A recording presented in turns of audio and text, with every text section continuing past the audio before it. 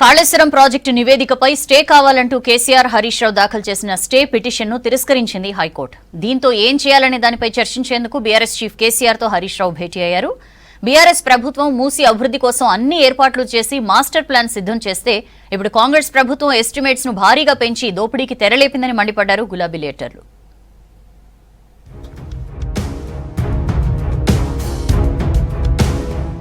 కాళేశ్వరం ప్రాజెక్టుపై justice PC Ghosh commission ఇచ్చిన నివేదికపై stay ఇవ్వలేమంటూ high court స్పష్టం చేసిన నేపథ్యంలో కేసీఆర్ హరీష్ రావు భేటీ అయ్యారు.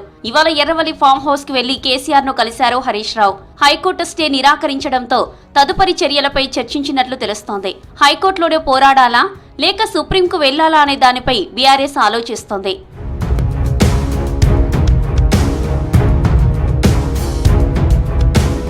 పీసీ ఘోష్ కమిషన్ నివేదికను సవాల్ చేస్తూ కేసీఆర్ హరీష్ రావులు హైకోర్టులో దాఖలు చేసిన పిటిషన్పై మధ్యంతర ఉత్తర్వులు ఇవ్వడానికి కోర్టు నిరాకరించింది.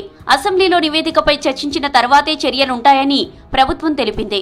పబ్లిక్ డొమైన్లో రిపోర్టు ఉంటే వెంటనే తొలగించాలని ప్రభుత్వాన్ని ఆదేశించింది హైకోర్టు. పూర్తి వివరాలతో కౌంటర్ దాఖలు చేయాలని ఏజీకి సూచించింది. విచారణ 4 వారాలకు వాయిదా వేసింది.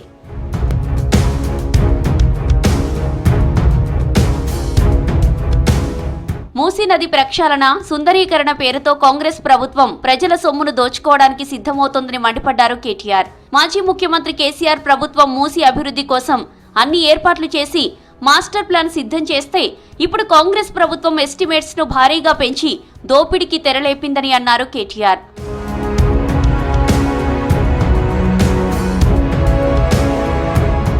హుజురాబాద్ లో పలువురు బీఆర్ఎస్ లో చేరారు.